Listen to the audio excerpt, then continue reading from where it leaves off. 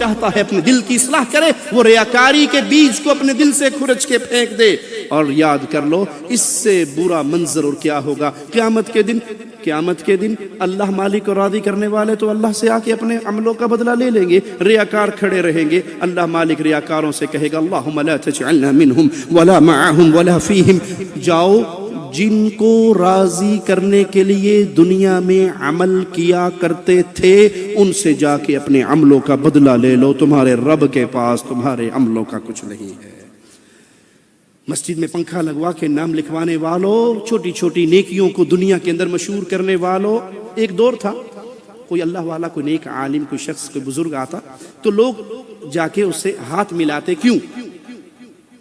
کیونکہ جائز ہے حدیث میں زندہ ولی سے دعا کروانا، زندہ نیک آدمی سے. میں آپ کے بارے میں تصور کرتا ہوں آپ نیک ہیں، آپ میرے بارے میں کرتے ہوں گے. میرے اندر کے گناہوں کو میں ہی جانتا ہوں. اللہ ہم سب کے گناہوں کو معاف بھی فرمائے اور دنیا آخرت میں پردے بھی ڈال دے.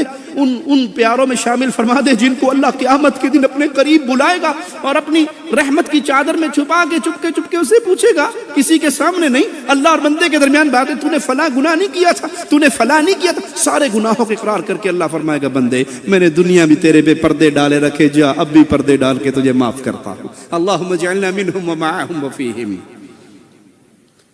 ایک بزرگ سے دعا کروانے کے لیے علماء کے پاس آتے تھے سلام. اور اب کیوں آتے ہیں؟ مولوی صاحب ایک منٹ ساتھ میں میں سیلفی لے لوں.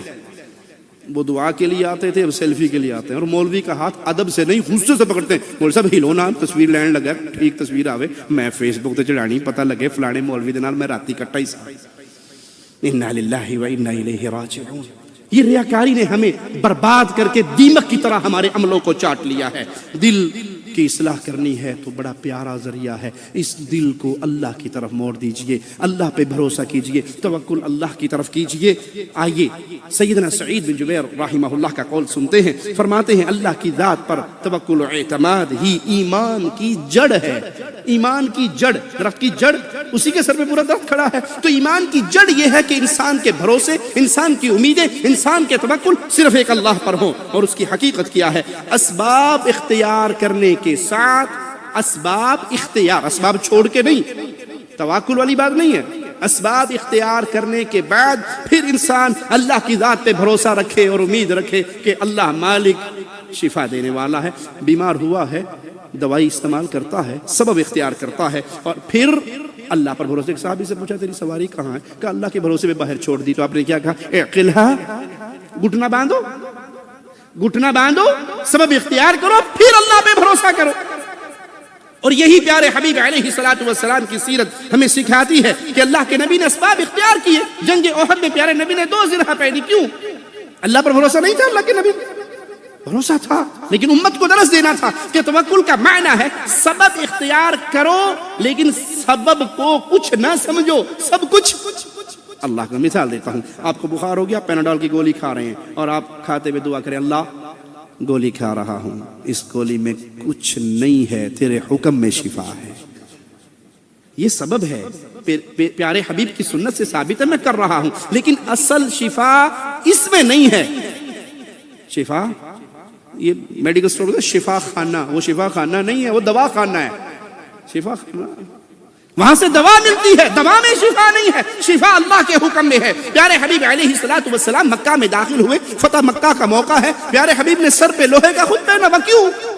کہ اللہ پر بھروسہ نہیں تھا؟ اللہ پر بھروسہ تھا، اور بھروسہ ہے ہی اس چیز کا نام کہ آپ سبب اختیار کرو لیکن امیدیں اللہ سے نہ توڑو. ہجرت کا سفر ہے، پیارے حبیب علیہ الصلوۃ والسلام راستہ دکھانے کے لیے ایک آدمی کو ساتھ لیتے ہیں. کیوں؟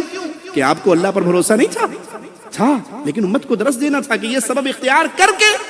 اور یہاں پہ ایک اور بات سمجھ آتی ہے، وہ جو کہتے ہیں جی اللہ کے نبی صلی اللہ علیہ وسلم کو علم غیب تھا تو سفر میں راستہ دکھانے والا بندہ کیوں لیا؟ علم غیب تھا تو راستہ دکھانے والا کیوں لیا؟ یہ سبب اختیار کر کے امت کو درس دیا. نکلے کس ٹائم؟ جب لوگ سو رہے ہیں. راستہ کون سا اختیار کیا؟ جو غیر معروف ہے. یہ ساری چیزیں کیا ہیں؟ اپنے پنجوں کے بل چل رہے ہیں، پورے قدم پہ نہیں چل رہے تاکہ کفار مکہ پیچھے آئیں تو قدموں کا نشان دیکھ کے پیچھے نہ آئیں. یہ کیا ہے؟ یہ سب اسباب اختیار کر کے توکل کی حقیقت محمد کریم صلی اللہ علیہ وسلم بیان کر رہے. جامع ترمذی میں پیارے حبیب علیہ الصلوۃ والسلام کا فرمان سنیے. سیدنا عمر سے روایت ہے پیارے حبیب کیا فرماتے ہیں؟ لو انکم کنتم توکلون علی اللہ، اگر تم اللہ پر بھروسہ کرو، کیسا؟ جیسے بھروسہ کرنے کا حق ہے۔ اللہ پر بھروسہ کرو کیسا؟ جیسے بھروسہ کرنے کا حق ہے، تو پھر لرزقتم کما ترزق الطیر، اللہ تمہیں ایسے رزق دے گا جیسے پرندوں کو دیتا ہے۔ میں سنی عقیدت والا ہوں، تو کیوں مجھ سے جلتا ہے؟ ایک میں کیا سارا زمانہ خواجہ کے در پہ پلتا ہے، یہاں خواجہ کا سکہ سنی کہ نہیں؟ جھوٹ تو نہیں کہہ رہا میں، پورا زمانہ خواجہ کے در پہ پلتا ہے۔ ہائے، تو نے اپنے رب کو پہچانا ہی نہیں ہے۔ خواجہ کس کے رزق پہ پلتا تھا؟ خواجہ کے پیدا ہونے سے پہلے اس کا باپ کس کی روٹی کھا کے سوتا تھا؟ خواجہ کا دادا، سکڑ دادا، لکڑ دادا، ٹھکڑ دادا کس کی روٹی کھا کے سوتا تھا؟ ارے جب اس کی نسل بھی نہیں تھی، آدم کس کی دیے ہوئے رزق پہ پلتے تھے؟ نوح کس کے رزق پہ پلتے تھے؟ کون ہے رزاق؟ خواجہ نہ دے گا تو پھر کون دے گا؟ رب سے تعلق سارے ختم۔ پیارے حبیب فرماتے ہیں تم اللہ پر بھروسہ کرو، جیسے بھروسہ کرنے کا حق ہے، مولا تمہیں ویسے رزق دے گا جیسے پرندوں کو دیتا ہے۔ لیکن اس حدیث میں ایک اور راز بھی ہے۔ اور جی مولوی صاحب، جو تقدیر میں میرا جنت میں جانے لکھا ہوا ہے تو نماز پڑھنے کا فائدہ کیا؟ جو لکھا ہے وہ ہو جائے گا۔ انسان کتنا بے وقوف کیا ہے۔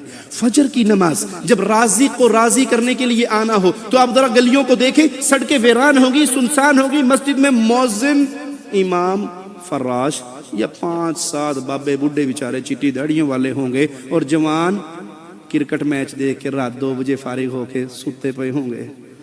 جب رازق کو راضی کرنا ہو تو دنیا ویران ہے، اور جب 8 بجے رزق کی تلاش کے لیے نکلنا ہو تو 15 منٹ لیٹ ہو گیا، آج شارجہ پہنچنا ڈیوٹی ٹائم پہ مشکل ہے، گاڑیوں کا رش اتنا ہے، رزق کی تلاش میں دوڑتے ہو، رازق کو یاد کرنے کے لیے نہیں نکلتے۔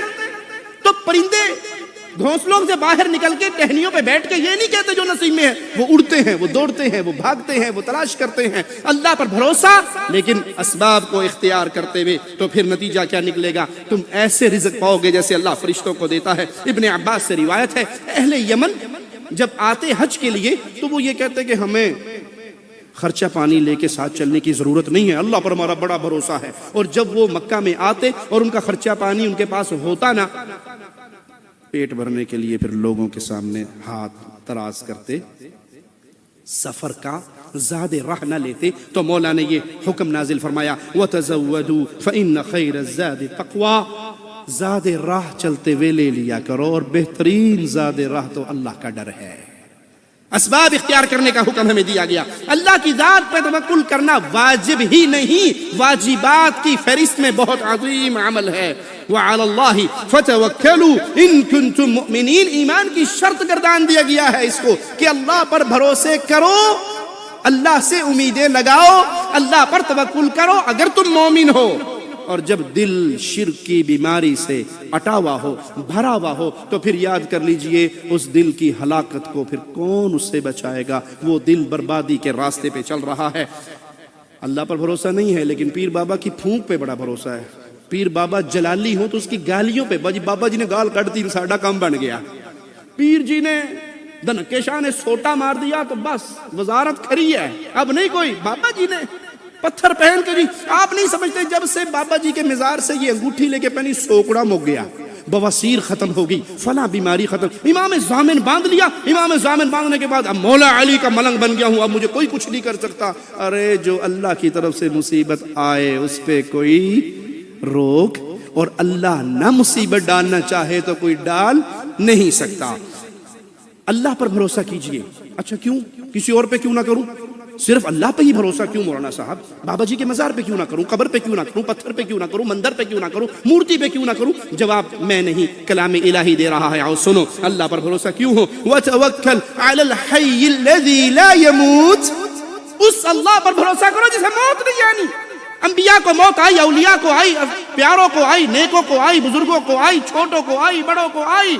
ایک وہ ہے جس کو موت نہیں آنی، اور وہ ذات صرف ایک اللہ کی ذات ہے۔ اس اللہ پر بھروسہ کیجئے۔ پیارے نبی صلی اللہ علیہ وسلم اور آپ کے صحابہ کی زندگی ہمارے لیے کھولا ہوا کھلا ہوا آوازہ ہے، کھلی ہوئی کتاب ہے، احد کا میدان اپنے سامنے رکھیے۔